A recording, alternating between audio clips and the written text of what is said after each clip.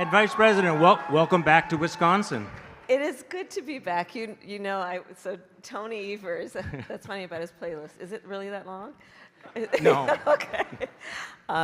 Every time I land in Wisconsin, almost every time, Tony Evers, the governor, will meet me on the tarmac. And because I did live in Wisconsin when I was 5 years old, every time he will say, "Welcome home." So I do feel and have a connection to Wisconsin and feel a sense Actually, of we all connection. have connections to Wisconsin, which makes this event, I think, so important with 15 days to go. So let's just dive right into all of this. There are actually undecided voters out there. Yeah. And there are undecided voters here. Yeah. People who have never voted for a Democrat, moderates, conservatives who've voted for people named Bush and Cheney and Ford and Reagan. Yeah. And Bob Dole. Yeah. Wow, that's a throwback, isn't it? But I guess the question is, what is your pitch to them? Why should they do something they've never done before? Why should they cross over party lines and vote for you? Well, I start from the belief, based on a lived experience, that the vast majority of us have more in common than what separates us. I also know that you all are here spending time that you could be spending doing a number of other things with all of the obligations you each have. And you are here because we together love our country. We love our country. And we believe in the foundational principles that are at stake in this election. I believe that when we think about who we are as the American people, there is more we have in common than what separates us when we think about what is at stake in terms of our democracy, rule of law, the Constitution of the United States, national security, the standing of our country in the context of the world. All of that is at stake. And I will share with you, Charlie, when I was in the Senate for those 4 years that I was there, my favorite committee was the Senate Intelligence Committee, and I'm going to tell you why. We would walk into that meeting in a skiff, which is a secure room. We'd have to leave our cell phones outside. The press, with all due respect, were not allowed in, no cameras. People would walk in, Democrats and Republicans, take off their suit jacket, roll up their sleeves, and we dispense with who was a Republican and who was a Democrat. We were all Americans. We were all in that room with one singular purpose: to concern ourselves as our highest priority with the security and well-being of the United States of America. I think those things are at stake in this election.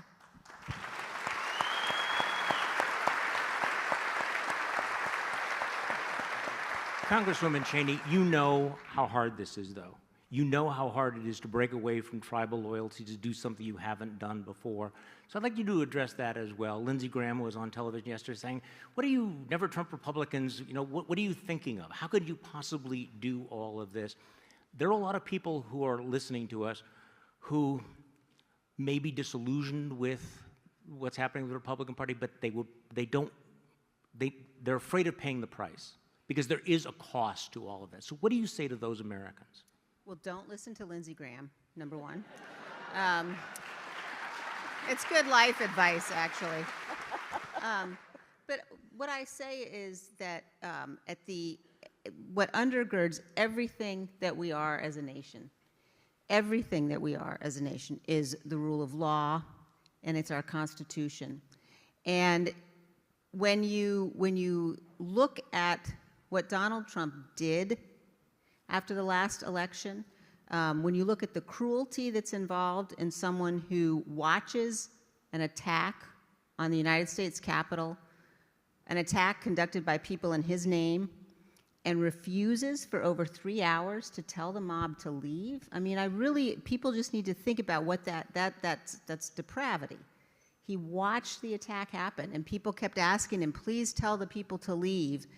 And law enforcement officers were being brutally beaten, and the Capitol was being assaulted, and he would not tell people to leave for over 3 hours. That cruelty is the same cruelty that we see when he lies about the federal government's disaster response, when he puts people's lives at risk because he won't tell the truth. he's a man who's unfit to be the president of this good and honorable and great nation. And so I've spent a lot of time working before I was elected to Congress in countries around the world that weren't free, or where people were trying to achieve their freedom. And I know how fragile this can be, how fragile democracy can be. And so in this election, we have a choice. We have the choice of somebody in Vice President Harris who you know is going to uphold the rule of law. You know that she's going to lead this country with a sincere heart. You know that she is going to always be thinking about what is best for this nation. We might not agree on every issue, but she is somebody that you can trust and someone that our children can look up to. And I think it's so important for us to cast the vote for Vice President Harris this time around. You know, Vice President, I was thinking about one of your social media posts recently where you go through all the things that Donald Trump has bailed out of, that he won't debate you, that he won't do interviews, that he's refusing to release certain information. And you asked an interesting question, what is he hiding? Yeah. So what in fact is he hiding? Well, I wonder what is he hiding. I also wonder what his staff is trying to hide by preventing or suggesting he not debate me again, not do these interviews. It is the norm, as you know, that presidential nominees will do a 60 Minutes interview. He has refused to do that. He is pulling out of interviews left, right, and center. And I think that what we see about him in public, whether it be his rallies or, as you said, would it be called just a solo dance? I don't know that it has I don't think that has a name to it. Dance is really generous. Yes, what that was. I think it does lead us, and it should lead us to observe that he is increasingly unstable. But you don't have to take my word for it. Listen to the people who know him best. The people who worked with him in the White House, in the Oval Office, in the Situation Room. His former chief of staff, 2 former secretaries of defense, his secretaries of defense, his former national security advisor, and of course his former vice president. And they have each talked about, the chief of staff, that Donald Trump has contempt for the Constitution of the United States. Not only has that been said by a former chief of staff of the former president, but we know he has openly talked about his intention to terminate the Constitution of the United States. I have taken that oath 6 times as district attorney, twice, elected and reelected, as attorney general of the largest state in California, twice, as United States Senator, and actually now as vice president. And the Congresswoman and I have talked about that. That is an oath one must take seriously. It is a duty to defend and honor and uphold the Constitution of the United States. He has said he would terminate it. Anyone who wants to be president of the United States should never again be able to stand behind the seal of the President of the United States, having said they would terminate the Constitution of the United States.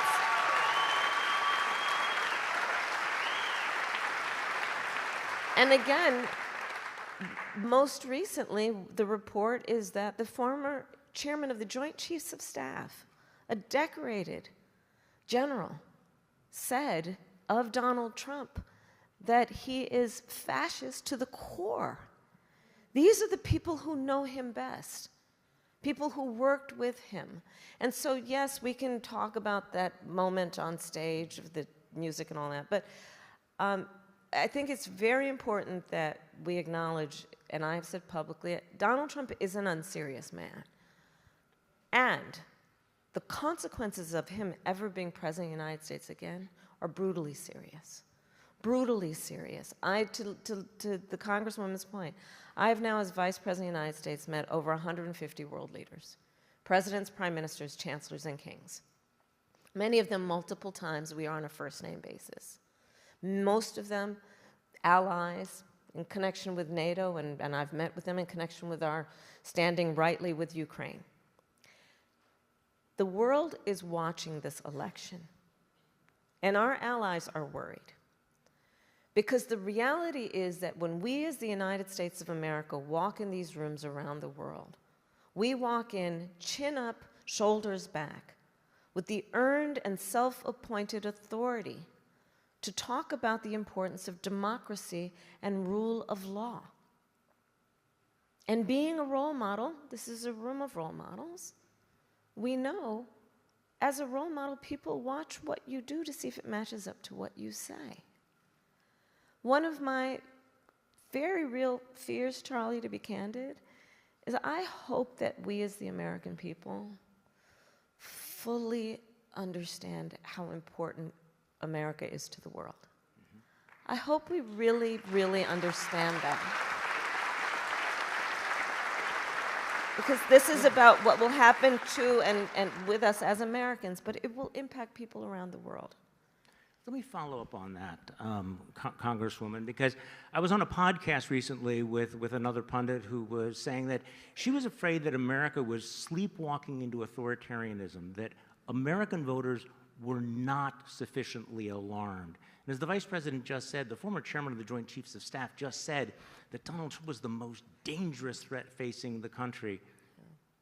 Do Americans in this last 15 days, do they understand that, and what has to happen in the next 2 weeks for them to really understand the danger? Yeah, I think that they think they do. And, you know, one of the things I remind people is that although not every Republican who is casting a vote for Vice President Harris will say publicly that they are, there's clearly, you know, a threat associated with that in some instances.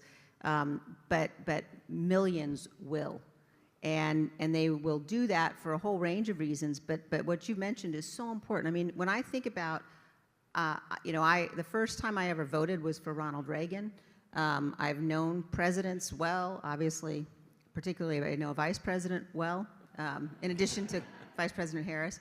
And I watch how our presidents have operated. And even when there have been presidents that we have potentially disagreed with on issues, they've respected the Constitution. I mean, think about the 2000 election and how close that was, and what Vice President Gore did in his concession speech and in ensuring that we had the peaceful transfer of power. And so I would just urge people, again, you don't have to take my word for it, but look at what the people closest to Donald Trump are saying about him. Look at the testimony of the leaders of his Justice Department, the leaders of his campaign, the most senior officials in his White House. Look at their testimony in front of the Select Committee.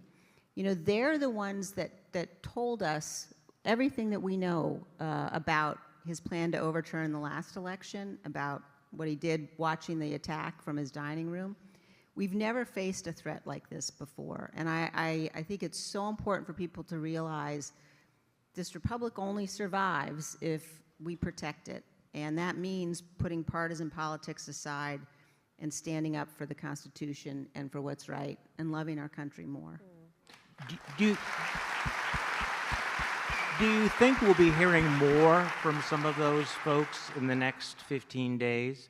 The generals, the chiefs of staff, the people who really understand exactly how unfit Donald Trump is? I do. I also think that, you know, that they have been very clear so far. I mean, Yeah. you've had hundreds of national security officials who served in Republican administrations endorse the vice president. Yeah. And all of the things that, you know, the fact that these people aren't endorsing, the fact that Vice President Pence was the most loyal person there was to Donald Trump, he won't endorse him because he knows Donald Trump asked him to violate his oath of office. Now, that should also give you a lot of pause about J.D. Vance. J.D. Vance is there because he will do what Donald Trump wants, and that makes him a particular danger to the Republic as well. And I'll add to that point.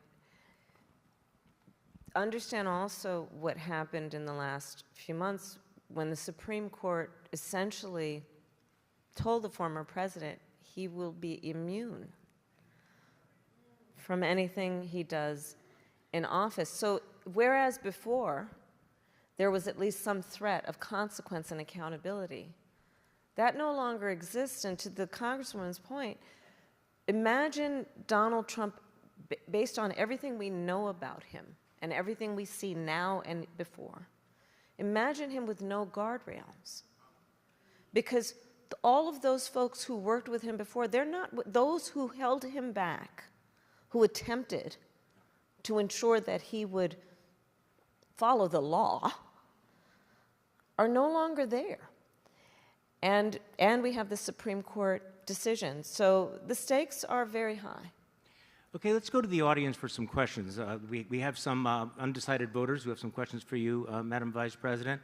Let's go to Lisa Brockman from Madison. Lisa is a small business owner. Hi. Good evening. Thanks Hi. for taking my question. I have a question on reproductive freedom. Yeah. And I come from a conservative, Christian, pro-life family. And I was a Republican until Donald Trump's presidency. Like most Americans, I believe in a woman's right to choose. Yeah. And with the overturning of Roe v. Wade, my 21-year-old daughter now has fewer rights than her mother or her grandmother's. Yeah. I no longer recognize the Republican Party.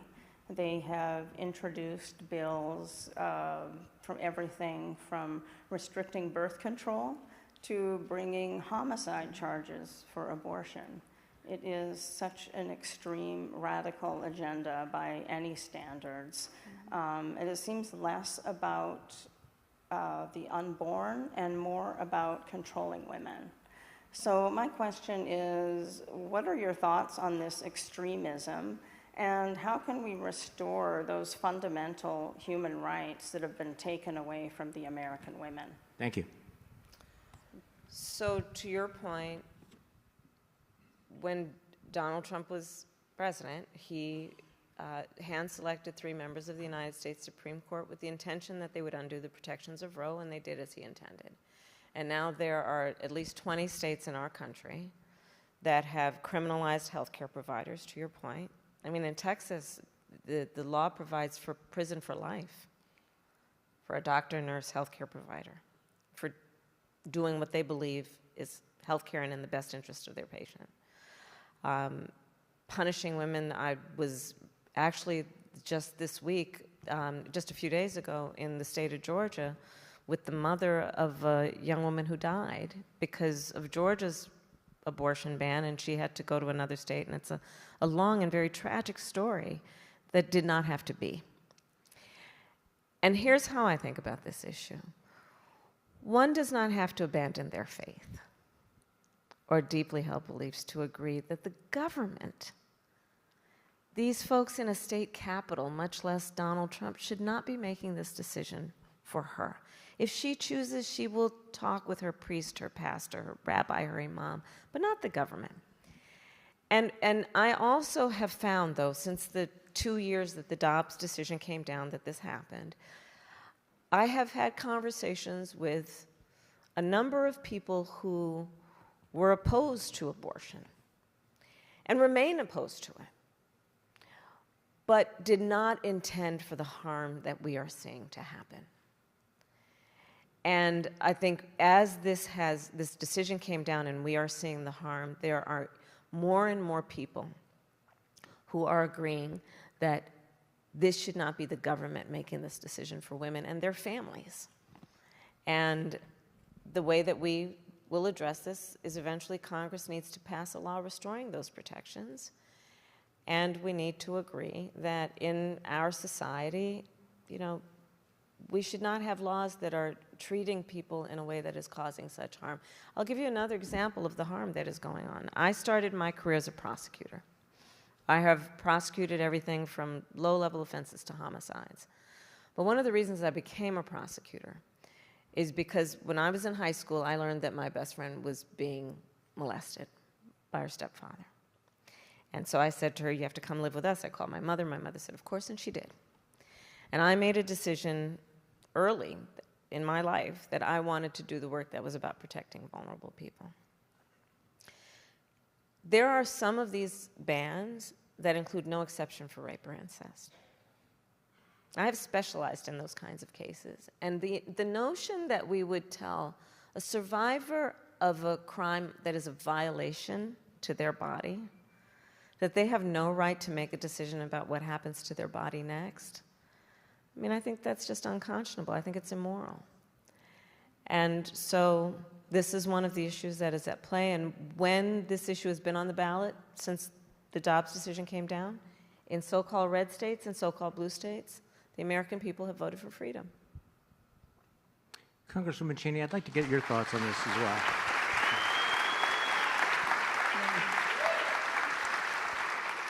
You know, I'm pro-life, and I have been very troubled, deeply troubled, by what I have watched happen in so many states since Dobbs. And I have been troubled by the extent to which you have women who, as the Vice President said, in some cases have died, who can't get medical treatment that they need because providers are worried about criminal liability. You know, we're facing a situation today where I think that it's an untenable one. And I think that as we deal with issues like this one, having a president who understands how important compassion is, who understands that these shouldn't be political issues, that we ought to be able to have these discussions and say, you know what,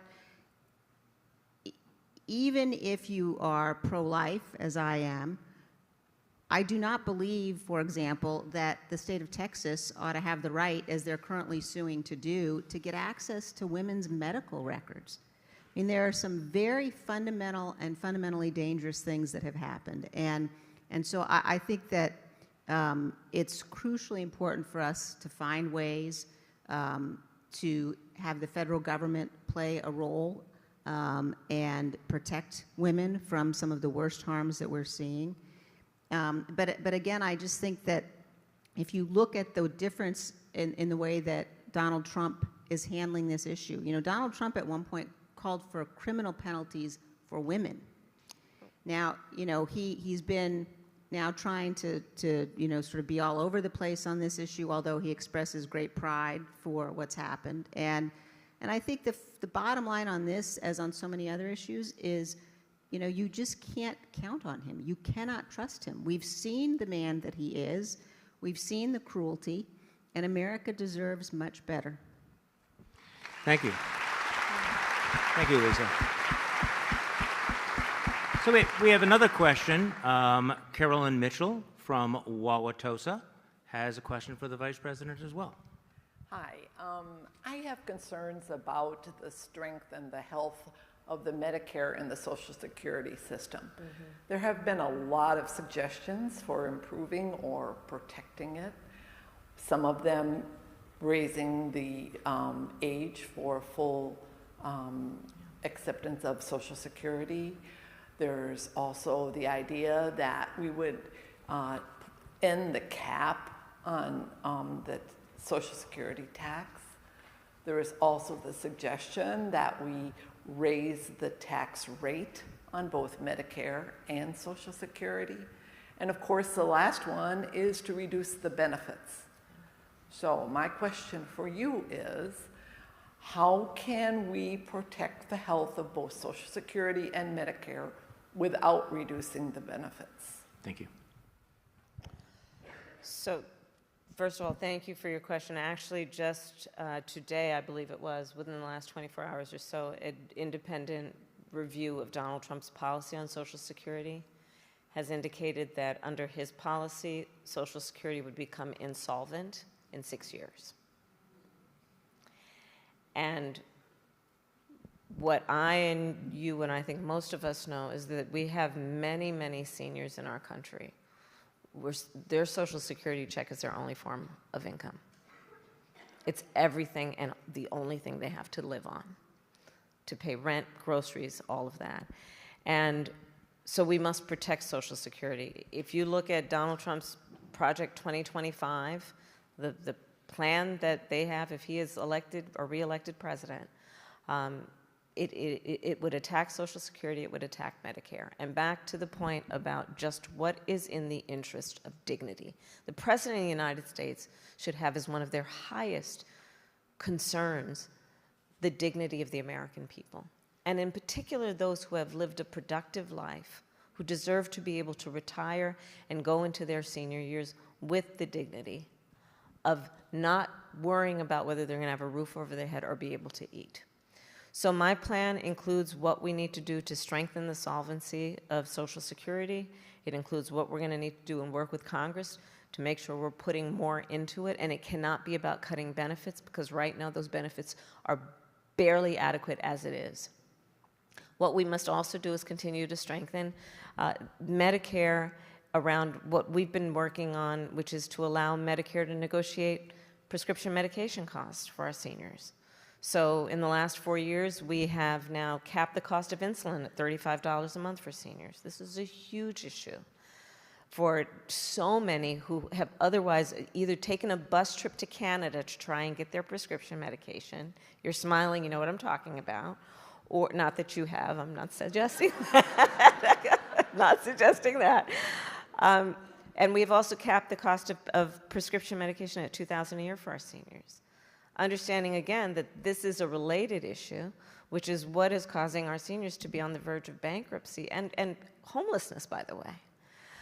The other work that we have to do is to deal with home health care and how Medicare is covering that. So part of my plan is right now, the only way that there will be coverage for home health care is, generally speaking, Medicaid, which means that the family or the individual would have to spend down all of their savings to be able to be eligible for Medicaid.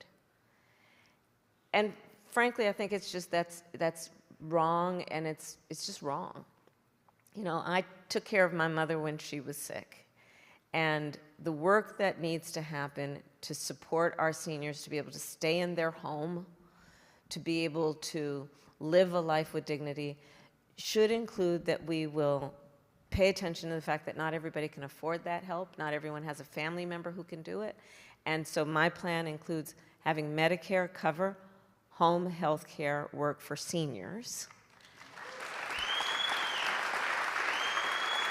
so that you can stay in your home, for example, and have someone who can prepare a meal and help you put on a sweater. But the core point being dignity, and understanding that we should not have a society that allows or requires our seniors to go into poverty in order to qualify for the care that they may need, that I think we most would agree should provide. Thank you.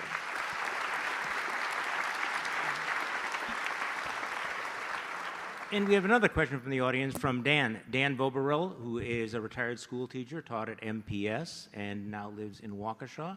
Again, a genuinely undecided voter, I understand. Thank you. Come on, Good Dan. evening. What did you say?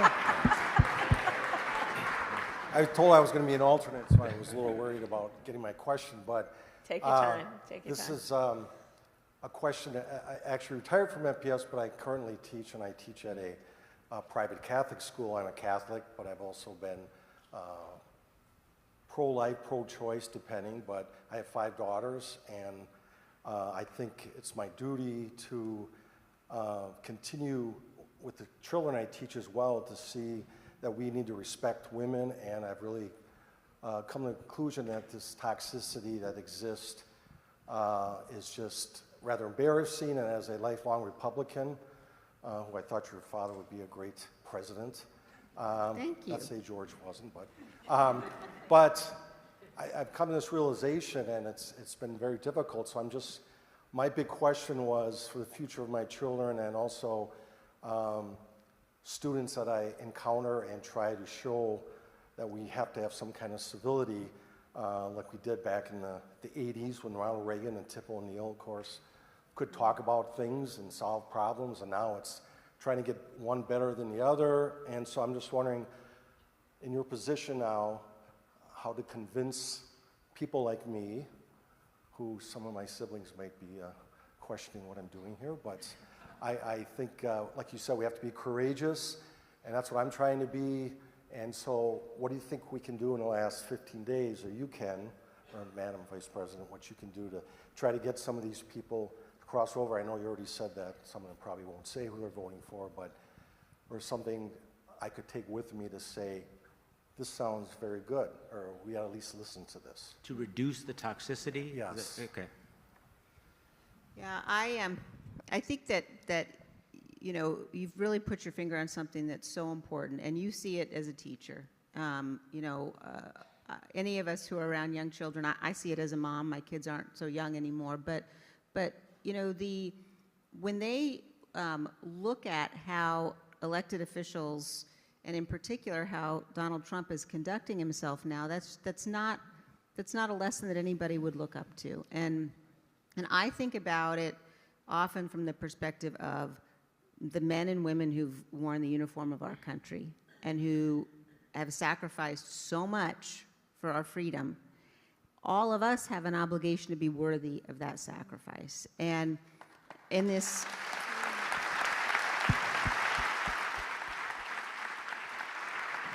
you know, in this moment, there are millions of good and honorable people who Donald Trump has just fundamentally betrayed. And I think it's so important for people to think about this from the perspective of, you know, the decision to give somebody the power of the presidency means that you're handing someone the most awesome and significant power of any office anywhere in the world.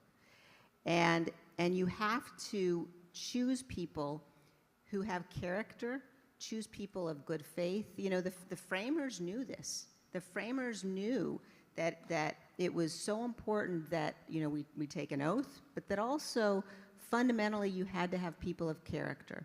And Donald Trump has proven he's not one of those people by his actions. So, you know, what I say to people is, look, for us to get back to a time where we are actually having policy debates and discussions and disagreements, we have to protect what undergirds all of this. And what undergirds all of it is the Constitution. And we have to be willing to say, as a nation, we're better than partisanship.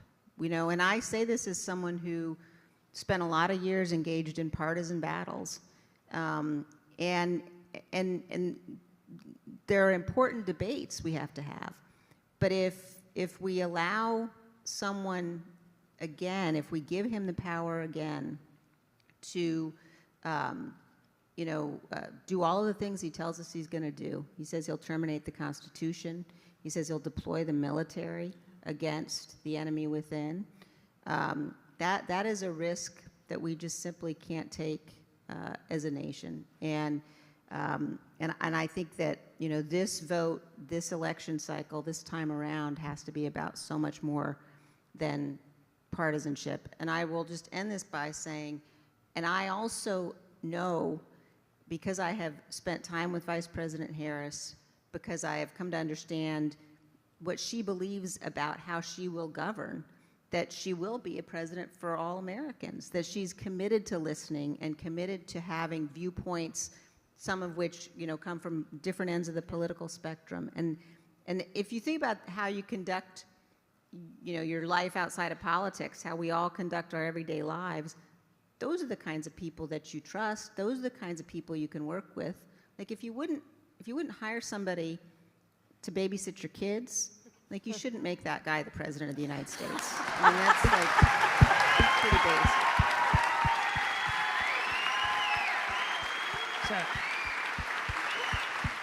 So, Madam Vice President, this question goes to the heart of our discussion tonight, because it is not about politics. It's not about left versus right. We're talking about the culture and the impact, the coarsening of the culture, the way in which we have been taught to fear and hate one another, and how our debates have just devolved into sort of trolling one another. How do we get back from that? So I think that Dan raised, and Charlie, your point is really also hitting on, we have to tap into and rejoice, frankly, in the spirit of who we are as Americans. And we are an ambitious people. We have aspirations. We have dreams. We are optimistic by nature. And we, I think, value certain qualities in our leaders.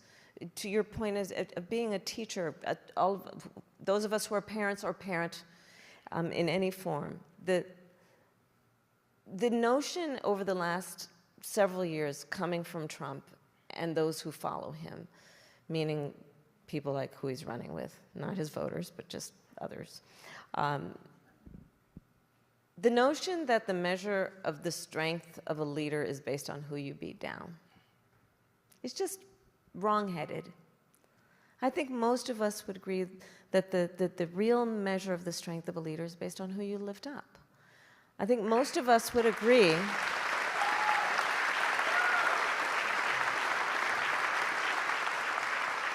and most of us would agree that it is, when we talk about character, it is the sign of strong character to have empathy, to have some level of concern and care about the well-being of other people, and then to do something about that.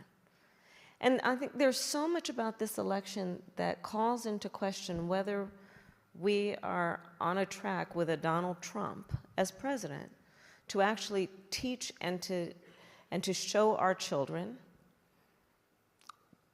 our definition of a leader, and is that it? One of the issues that I think has resulted in the kind of toxicity that you've been describing is that he tends to encourage us as Americans to point our fingers at each other. That's not in our best interest. The vast majority of us have so much more in common than what separates us. We are stronger as a nation when we are working toward a common goal, at least on the most basic fundamental priorities. And I think in this election, you can look at, for example, how he presents in his events to know that he really does not have a plan for America that is about investing in our future, investing in our children, investing in our economies and new industries, investing in our relationships around the world. It's all about himself and his personal grievances. And do we want a president of the United States who spends full time plotting revenge while they sit in the Oval Office? Or a president who is actually focused on the American people? I would also say as a point that I think the Congresswoman exemplifies in so many ways, the strength of our democracy requires a strong two-party system. It really does. It requires that we have healthy debate, based in logic and fact, and that we debate it out, have good vigorous debates, have a good fight over policy. That's good for democracy. But not to point our fingers and call each other names over trivial, petty grievances. So I think all of that is at stake in this election, and tapping into the commonalities that we have around some of these fundamental principles, I think, is going to be key. Well, that's why the stakes are so high, right? Because the presidency is a role model, but America is a role model to the rest of the world. Yes. So in the very short amount of time we have left, Congresswoman Cheney, just talk a little bit more about the stakes for the world.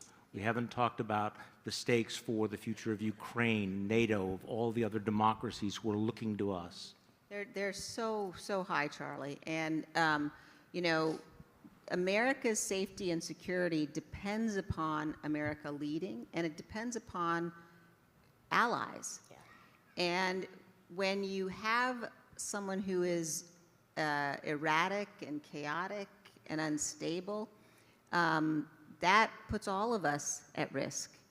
I tell people often, I spend a lot of time working on national security issues, and when people that I know in the Republican Party tell me they might be considering voting for Trump from a national security perspective, I ask them, go look at his national security policies. Please go look at them, because what he's proposing in terms of withdrawing from NATO, welcoming Vladimir Putin to attack our NATO allies, he praises Kim Jong-un, the leader of North Korea, and President Xi of China, and Putin of Russia. And if you listen to him, he doesn't just praise those people generally. He praises them for their cruelty, Yep. for their tyranny. Yep. That's not who we are as a nation. It's not who we are. And the world needs us to be better, and our own security and our own freedom requires that we have a president who understands America has to lead, and that our strength comes both from our greatness and also from our goodness. And that's Vice President Harris. You get the last And word. just to, thank you. You get the last word. But just as a point of emphasis on this important point, understand that this is an individual, Donald Trump, who is easily manipulated by flattery. And we've seen that. Don't forget, he dared to even consider inviting the Taliban to Camp David. Remember all this, the love letters with Kim Jong-un. Let's remember what we just most recently, what was reported. During the height of COVID, Americans were dying by the hundreds a day. Nobody could get their hands on COVID tests. You remember what that was. During that time, he secretly sent COVID tests to Vladimir Putin for his personal use. On the issue of Ukraine, he says, oh, well, I'd solve that in a day.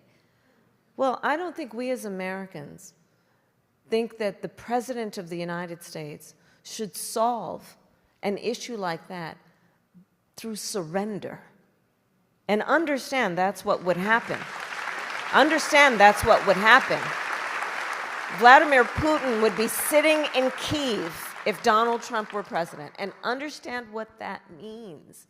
As so much our allies understand, and that's why they're concerned about this election. If Putin were to get away with invading the sovereignty and territorial integrity of Ukraine, because America, the leader in bringing the allies together and standing for fundamental international rules and norms like sovereignty and territorial integrity, if Vladimir Putin got away with that, you think he wouldn't march next right into Poland and the rest of Europe? Because Donald Trump wants to please somebody that he considers to be a strong man who he admires?